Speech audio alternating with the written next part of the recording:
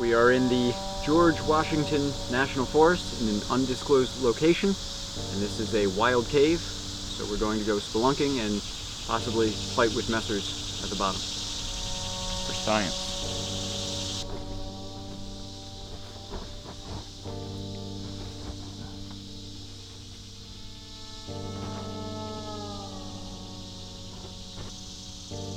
Yeah, I don't see a bear.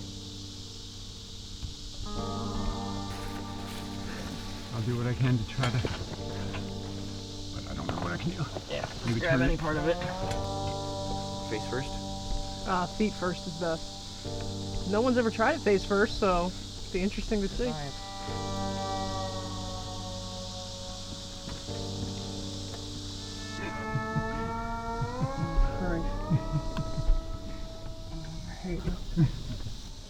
Good news is down here there are no bugs.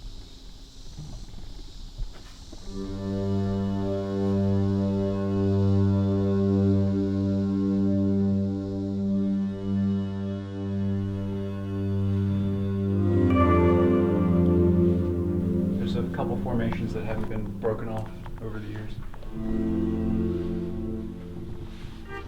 So we're in the cave, as you can see. It's very nice, it's very cool.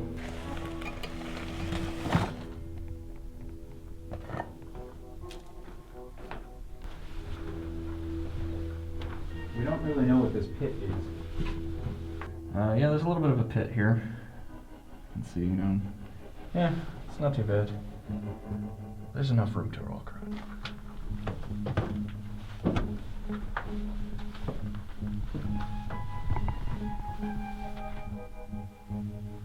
Right here is a beautiful little formation.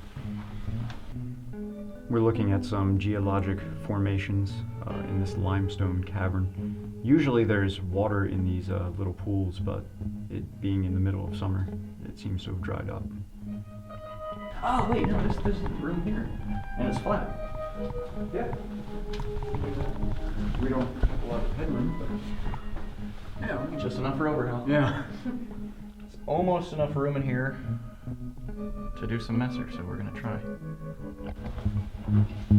Okay, so we've come to this place to not only explore the cave, but also explore a series of 3 images from the Albrecht Dürer manuscript that has some Messerfechten. Yeah, specifically messer and dagger against a man with a messer. We're spelunking into the sources. Why do I never have a shirt on? I'm so sorry.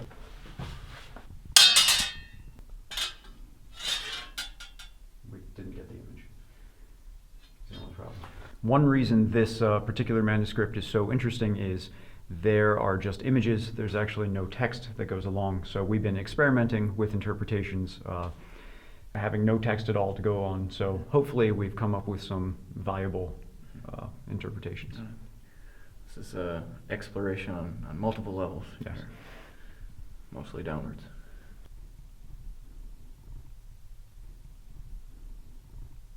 Here, Corey strikes at me from above. I strike upwards, first setting aside his blade with my longest messer, then moving my dagger to engage. This gives me a mechanical advantage, as well as an opening through which I can easily thrust Corey. The additional security offered by the dagger makes it less likely that Corey can set up typical countermaneuvers, such as a winding or a changing through.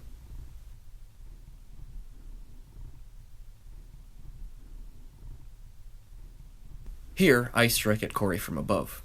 He sets my strike aside from below, then hooks my wrist with his dagger. Pulling at my wrist while pushing his longest messer down and forward, Corey is able to both neutralize my weapon arm and set up for a thrust.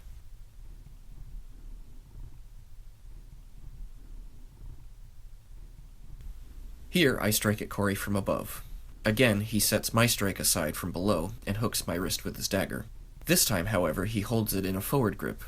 Applying counter-rotational pressure upwards against my wrist and downwards against the weak of my blade, he's able to control my arm and my longest messer and thrust forward.